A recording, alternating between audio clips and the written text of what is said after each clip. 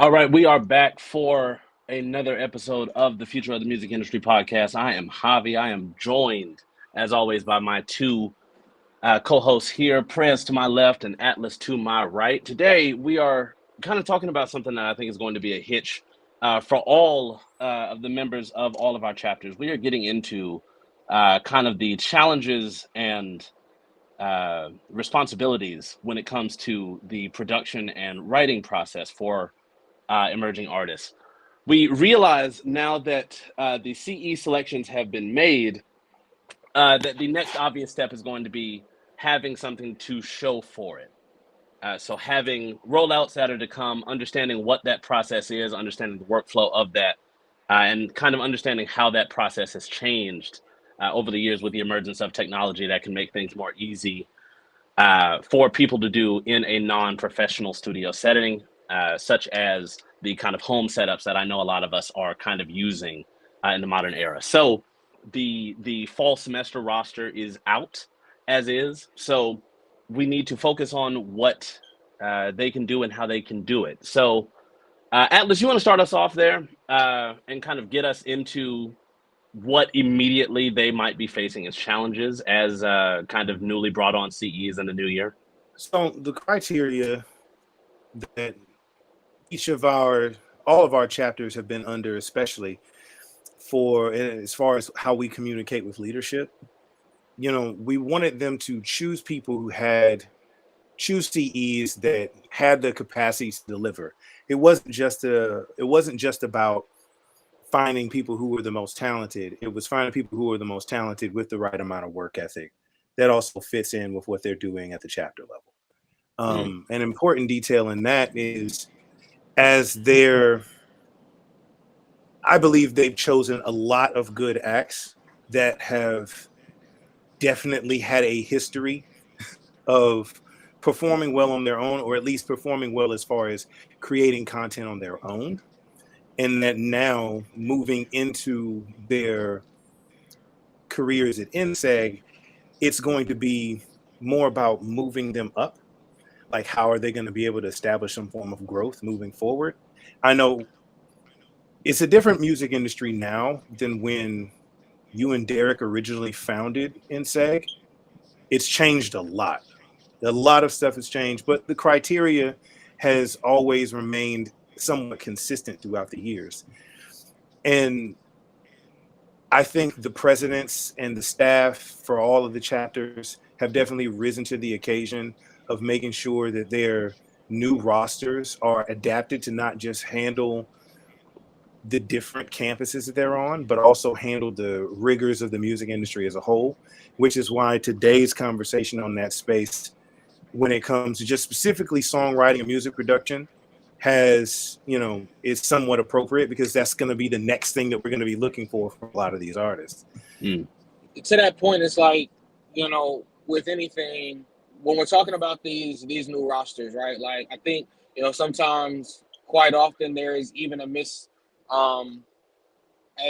misunderstanding from the perspective of the artists themselves in terms of why they were chosen to see. So to Atlas's point, and I think that even comes with like a lot of independent artists. Like, when you have your success, the question is, how do you capitalize on that success? How many times have we seen artists that get what they finally like wanted in terms of like validation or recognition, whether it be in the form of some sort of record deal or something like that. And again, the industry has changed, but everybody seeks validation in some way, shape, or form. So that hasn't changed. But the question is, once you achieve that, then what do you do? How do you get to work?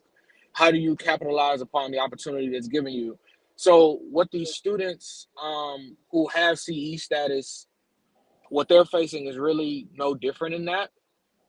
Um, so yeah, now it's about, writing music.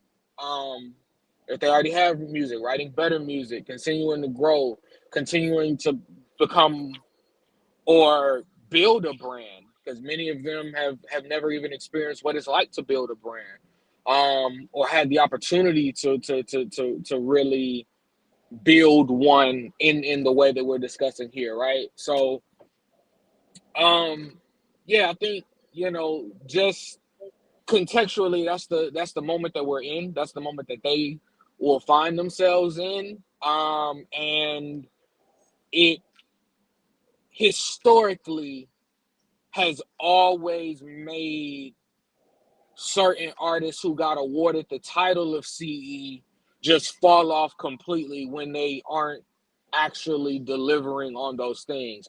Hence the reason why, in our conversation with the presidents last week, we talked about how, all right, y'all got a lot of CEs, but how many of them, that question that I asked is how many of them do you think are going to still be around at the end of the year? Yeah, very true. And to that, I think kind of looking back in time to the last ones, Prez, that I know you and I were kind of closely involved with, that trend has been very consistent, I think, throughout the years. I think the last one that I at least was a part of was Arsley's Summer Love EP. And I remember just how much time that took, even with us kind of guiding by the hand for that project and us using Paperboy Studios at the time to kind of bring in extra resources to up that fidelity. Just seriously, how much time just the production of the music took outside of the actual visual presentation that he ended up pairing with it later. And I know, if I'm not mistaken, you've been, I think, a lot more hands-on with like J Activist's relative new music.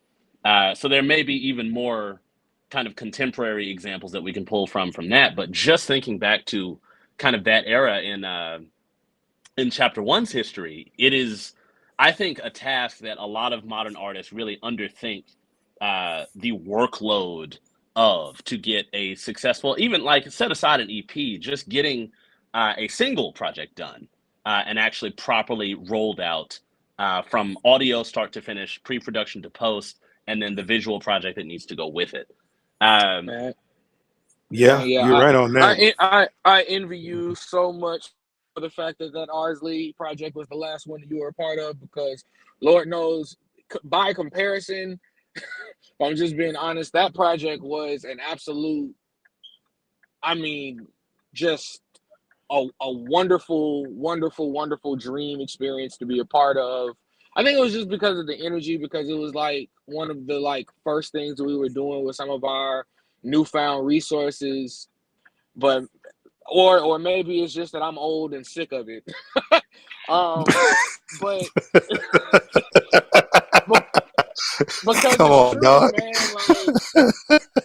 Like it's a real, anyone who's been a part of like these creative processes knows exactly how stressful it can be, especially when you're on the administrative side of it, the project management side of it, and you're trying to make sure that everybody has all their ducks in a row.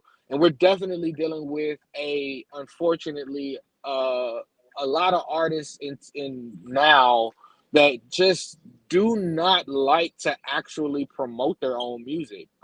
Right.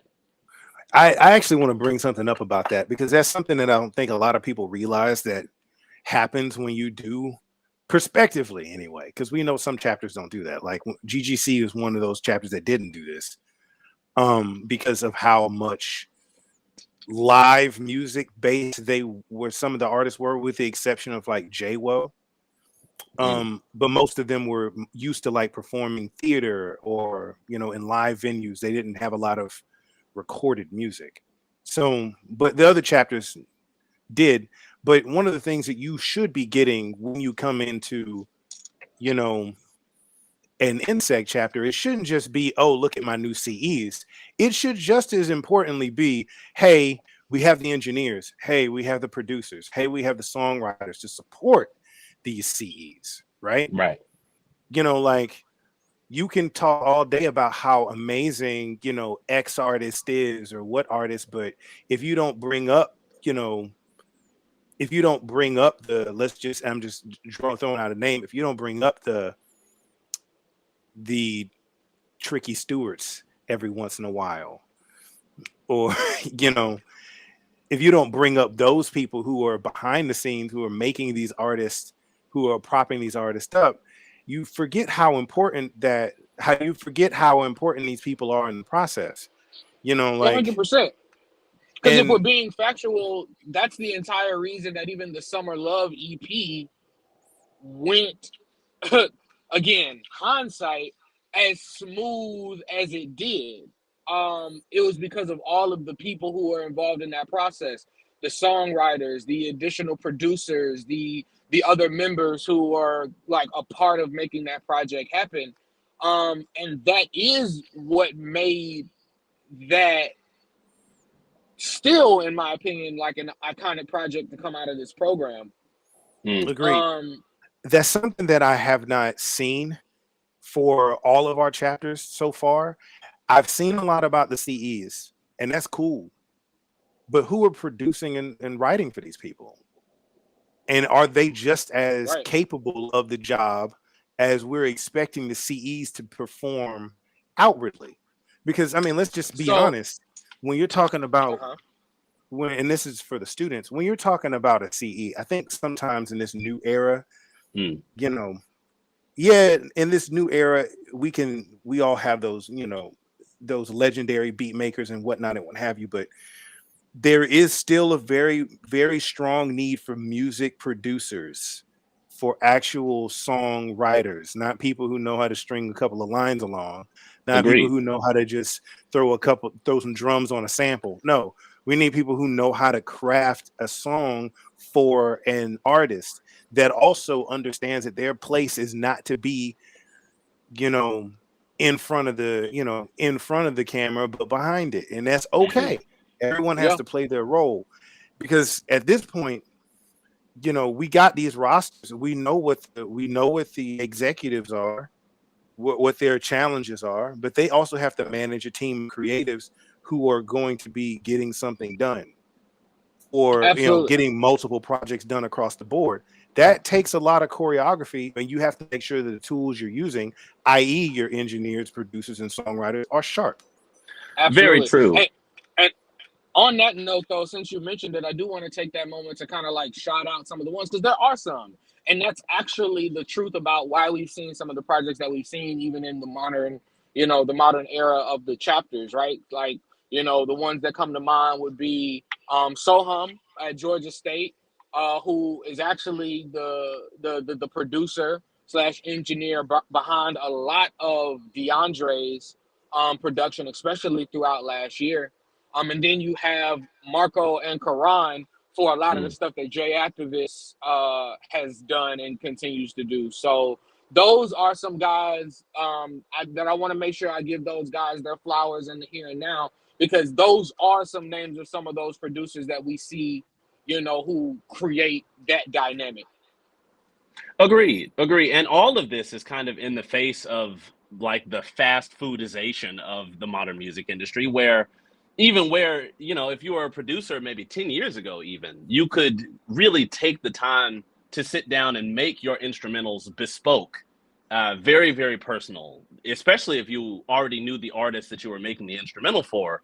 It was much more, I think, kind of accepted within the industry that, like, yeah, no, if you are just that kind of producer, then take your time and make it as kind of personalized to your style, and kind of add everything a la carte that you want.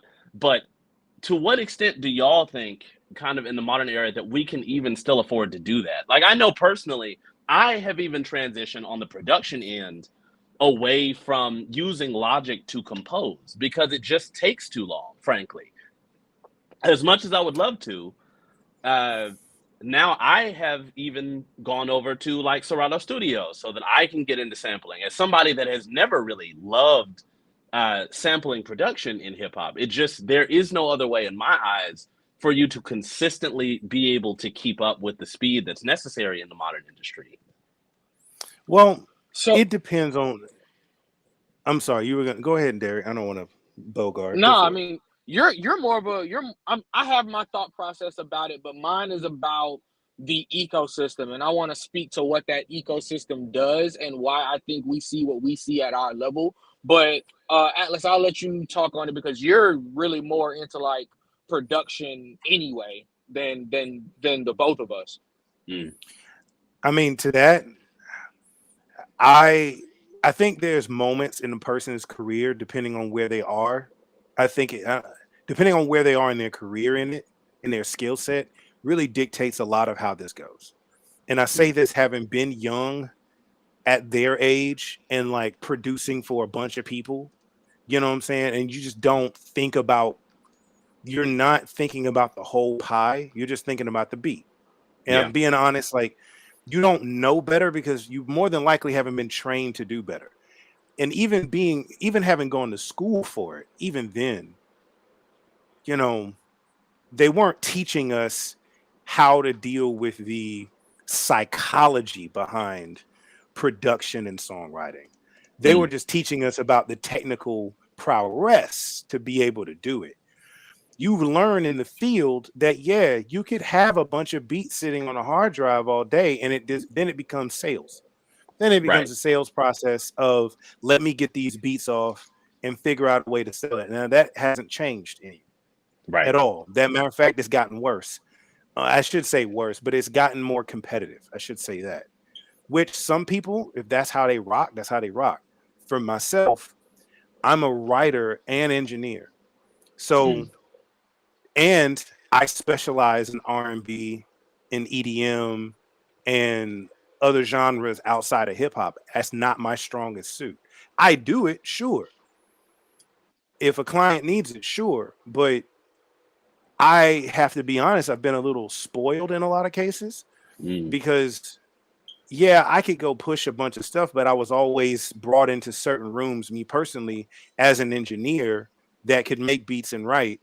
And so I had a different pace that allowed me to be more bespoke. And to Mm. this day, I still have the ability to be more bespoke. My brain operates more optimally in that regard for production. I'm not the person that you're going to call to get 100 beats from me. You just shift through it. I'm the person that you want to call to build out an entire album from scratch. Now Mm. there's room for everybody. I think everyone has their strengths. Um, every style has its strengths. Is there some people who they make really dope records that fit a particular era?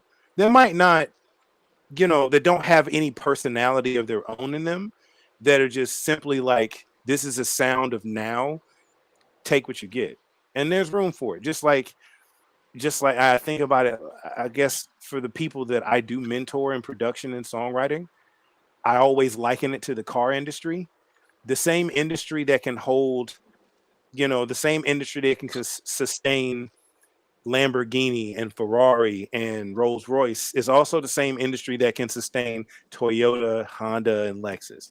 Right. Like it's not, you got on one far end, you have something that is not easy to find, or I'm sorry, Mm. that's not so much, that is more bespoke to your needs. And on the other end, you got something that you can quite literally, with a fistful of dollars, you can ride off the lot with.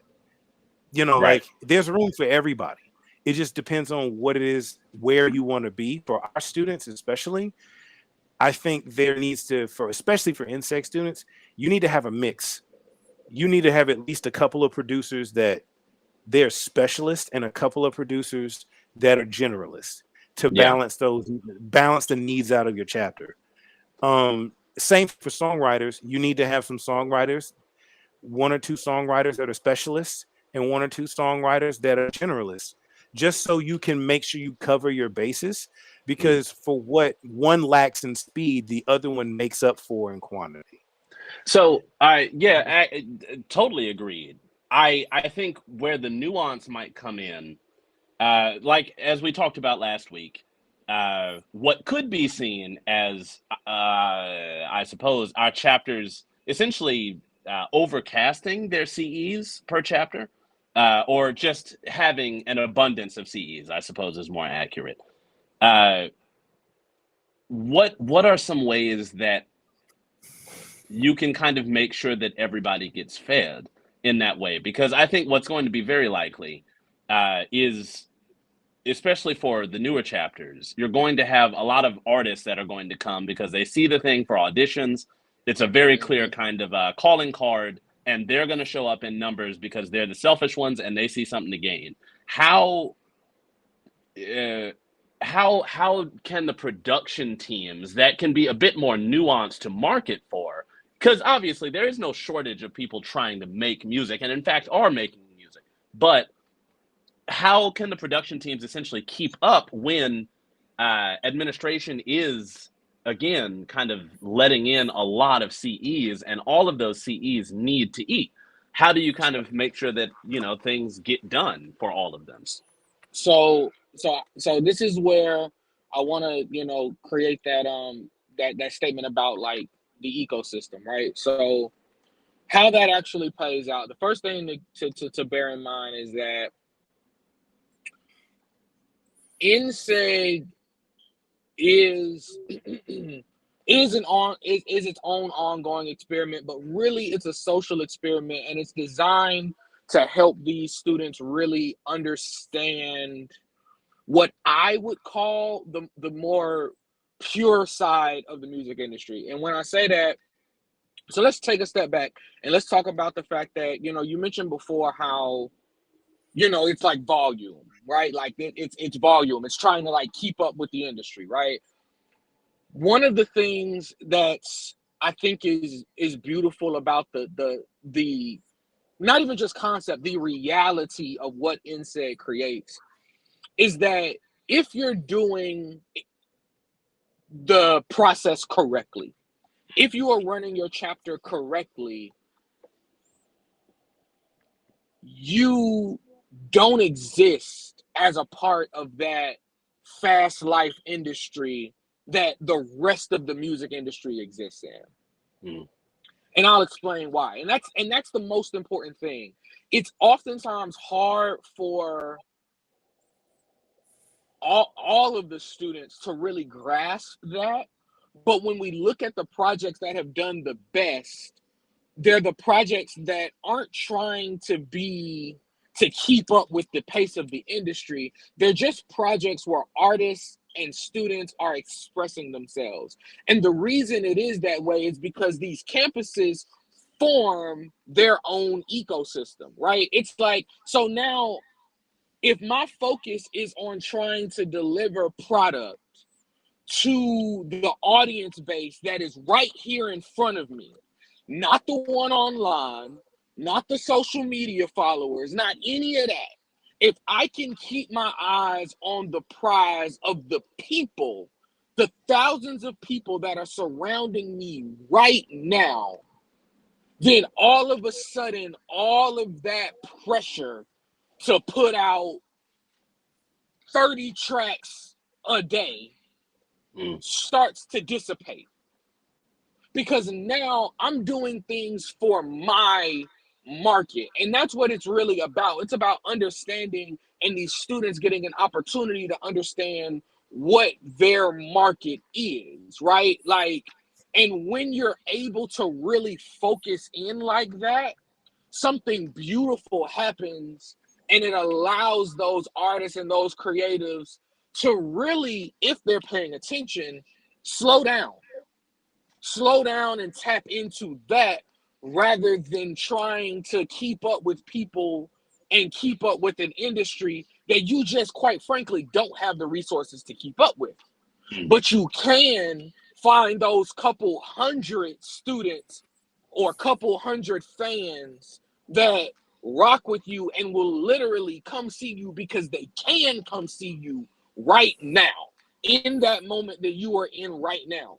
So when we talk about how that affects these producers and these engineers and those people on that side, and how are they gonna, quote unquote, keep up with their artists, the first thing to keep in mind is, again, if they're doing it right, their artists have drastically slowed down in a way, because now I'm not focused on trying to figure out how I'm gonna make 100 beats so I can get them in the hands of, you know, 21 Savage or, you know, LVRN or QC, right? And with everyone else. That's not my focus right now. My focus is trying to make sure these, even a dozen CEs have something from me. That's a lot less volume, right?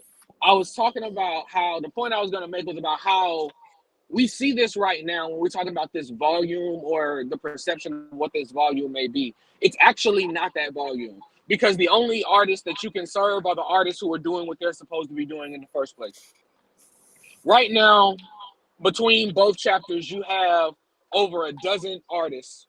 But in order for those artists to even progress through the system, there are certain things that those artists have to do, right? Like, for example, writing their own bios, putting together their profiles, creating information about what sort of music that they're looking for so that people can help them in the first place, right? Like understanding what their metadata is, right? Like all of that additional research and homework that those artists themselves have to do. But we know artists have a history of not doing that stuff. Right. They put it off. Yeah. NCEG is no different. You got 12 or so or a dozen or so CEs. How many of them do you think have actually filled out their profile so that the producers can even do something for them? It's a decent point. That is an answer that we actually have, and it is not a big number. Exactly. It's not a big number. True. Exactly. And I wholeheartedly agree with you in that, like, for the needs, because it always comes back to the needs of the campus. That's your demographic right now. You're right. Like, you don't have to worry about what's going on outside of campus per se. The only thing that you need to worry about outside of campus is that you should be worried about, I should say, is just making sure your skill set that you're learning now is competent to be competitive outside, but that's when that comes. As of right now, your focus should be the people right in front of you. Yes. Agreed. I would like to ask a question though, because there's a difference now than I think before, and I'm curious because you all have been around for so long in that regard. Do you think the production needs of the CEs, and I mean it like as a flat statement,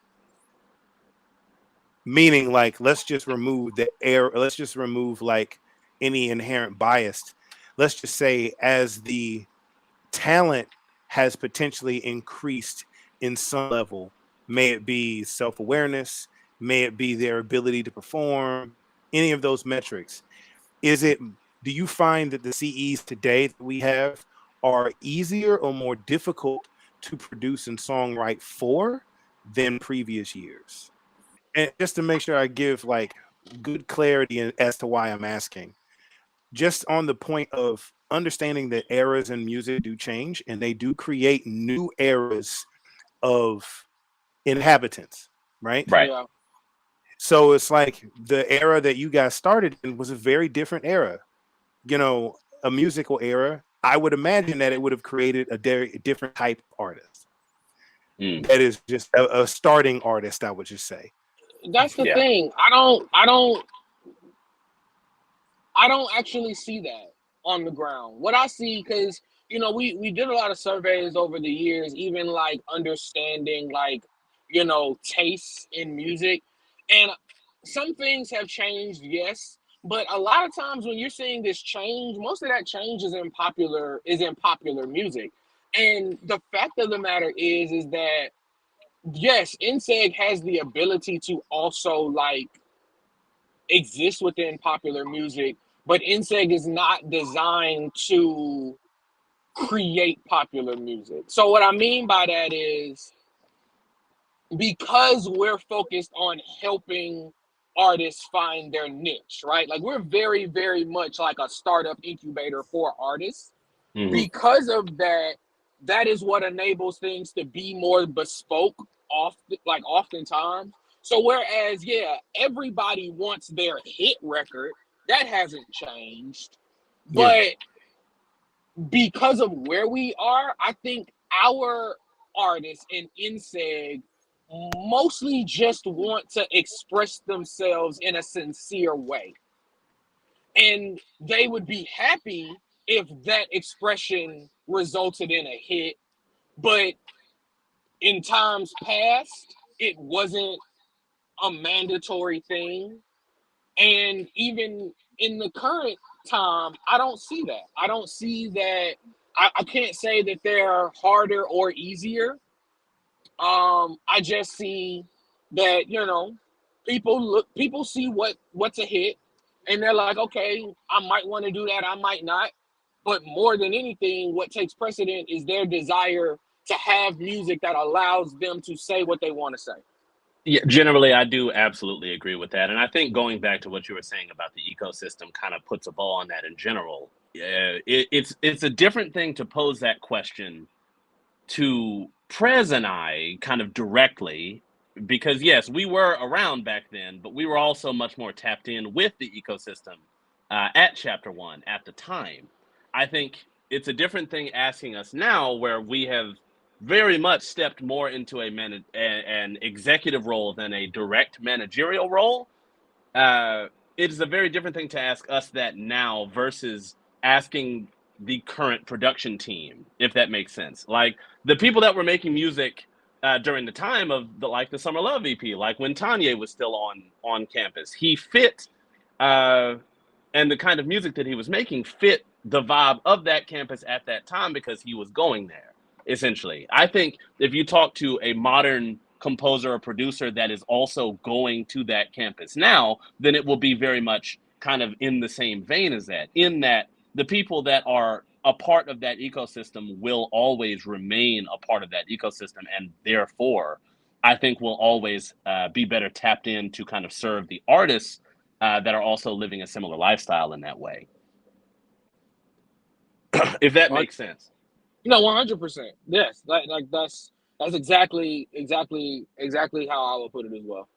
That makes sense to me. I asked the question because of something that I've been noticing, just working with the work that Alex and I have been doing, and just seeing over time that we've noticed there are a lot more producers out there who are more intentionally bespoke in their production, and they don't produce for a lot of people, but they do have a high level of a very low level of turnover and a high level of consistency, because they only handle 3 to 4 different artists at a time, and they're working with them for years at a time, right? Right. I'm also seeing there are more generally competent artists out there than before, because I think a lot of it has to do with the technology and the availability of artists being able to record themselves and find beats on their own without having to work with producers. They are coming to the table with a bit of knowledge that when I started, artists didn't typically have. True. And so I was curious to know whether that was reflected in the ranks of our students over time. But I'm happy to know that just generally we're dealing with a consistent stock, because that does mean that they are there for a very consistent reason. Yep. Agreed. Yeah. So that is good to know. Yeah, and to that, I will say, the level of ignorance that they're working at is a shared level of ignorance, right? Like, it's like, I mean, at the end of the day, oftentimes we are talking about fresh out of high school, young people, right? So there's definitely, understandably, a lot for them to learn, but from the perspective of being a creative, from the perspective of wanting to collaborate and the willingness to make something bespoke and the willingness to learn and grow, it is definitely a situation where it's not necessarily a crutch where the artists are relying on the producers or the producers are chasing after artists. It is definitely something where, just like how you're describing it, that people are locking in with the people they're locking in with, and they tend to be together throughout the entirety of their academic career and then on past graduation. Agreed. As we've seen multiple times now. Speaking back to Ardsley, I think he's got a new project coming out, and it's with essentially the same production team that he had when he was with us. So it really does show that, going through this and kind of realizing, if you're able to do it in the time that you are with us, realizing your ecosystem and how to kind of navigate that with a team consistently, it really seems like that does truly set you up for longevity in that way, thankfully. Any final statements? No, I think I'm pretty good on that one. Yeah, no, I think, saying you got the last word, bro. Fair enough. Alrighty. Well, I want to thank y'all for listening again today. Let me look through 1 second. Yeah, I got a question about live music. And Atlas, I was going to ask you about that anyway, honestly. How do you kind of handle in a extremely kind of digital everything, sample as much as you can because it's quicker and it's easier and it takes less people? How do you deal with, or how could students kind of deal with on a shoestring budget like we kind of have to deal with as students? How can you get over kind of full band productions? And this will probably be the last one that we take, obviously, but there you go. Full band productions. I mean, other than the obvious, which is get a full band. Fair enough. I mean, look, it's interesting because this is something that Alex and I deal with a lot, and Alex is a lot more hands-on, obviously, but he's also super fast and plays multiple instruments. Which, like Kanye, is very similar, right? You got someone who could play pretty much anything. They could record themselves playing every single instrument and do what needs to be done. As an artist who prefers to work with live music, that there are a lot of people out here with that skill set. I can go ahead and tell you something that I do now that, if I'm being honest, I do this now because I'm not always in Atlanta to work with Alex on something. I'm actually not very often. And if it wasn't for the live musicians I have around me here in North Georgia, I would probably use this trick all the time. But you'd be surprised how many AIs are out there that could do what you need to do. Really? Yeah. I'm not playing around. Like, you want to make this, like, do not sleep on some of these AIs right now. And there are a couple right now that can simulate live music pretty well without you having to do anything at all, doing very minimal work. And I do that as a musician myself. I play keys, I'm learning how to play bass. And if I don't feel like finger drumming or something like that, I could take whatever MIDI I want and turn it into a live drum set with some AI out here now. Wow. Easily. And it's not very difficult. It has become a thing where I could see it becoming a crutch if you allow it to. I will say there is a limitation to, where AI can help you when it comes to expressing the fullness of a complete idea.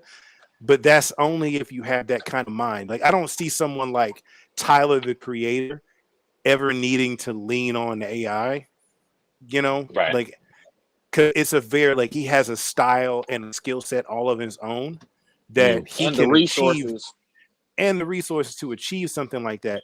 But that's a very unique musical mind. Like all the Lils and all the babies probably could get away with using it, if I'm being honest. Yeah. Fair enough. They could get away with using it, and we wouldn't know the difference.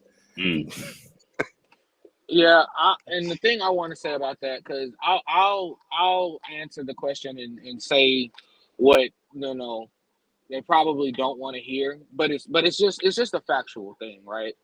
Because one of the things that we tend to forget is that a lot of people like to treat musicians like robots, like, ironically enough. And they expect to just be able to say, hey, musician, play my song, or, be on stage with me. And, the excuse that they'll make it is, oh, I don't have a budget for musicians and things like that. But let's just keep it a buck. There are a lot of musicians out here. And if we're being perfectly honest, especially if we're talking about in like the collegiate setting, if you have a school of music, there's no shortage of musicians. Indeed. Okay. But let's call a spade a spade. But let's call a spade a spade. The real reason that a lot of artists have trouble finding musicians and putting together a live band for their music is because the musicians don't want to play the music. Like, musicians play for free all the time for music that they like and are passionate about. But if they don't like your music, they're not gonna hop on board. And I think that, like, there's a part of that where it's like it can come off hurtful to come to that realization. But that's one of those reasons why you got to keep writing and keep sharing and keep remembering that music is definitely about, like, the expression between people. And you can't get in your feelings when somebody doesn't get bought into your vision immediately. Like, I will musicians say, all the time will hop on board to things that they like, and if it's just not good music, you're gonna have a hard time finding musicians willing to play it unless you're paying them. also, just to make sure that we take that to the furthest to the degree, because I didn't want to say this, but since you opened up the bag, let's just go ahead and make this very clear. On top of not wanting to work with you because they don't like your music, you can get past that if you actually knew music. You have Right. there's a lot of people, there's a lot of people I know that we don't have the same musical taste per se, but we work together. We've been working together for years because I can sit here and go chord for chord, scale for scale with them. I can talk technical with them and it makes sense. They understand it. And that has forged more friendships, just being understanding basic music fundamentals with musicians. That has done more for me than anybody liking the music that I make. And I think if you're going to call yourself an artist and a musician of any kind, and you want to work with live musicians, you need to be able to speak music and not just whatever you on your own might do. You need to be able to actually address the fundamentals that you're following in your records. Be able to do that much. You'd be surprised how many people will just mess with you because you can talk music fundamentals. They might not even like your music, but they'll rock with you because it's such a increasingly rare skill set for whatever reason. Makes sense to me.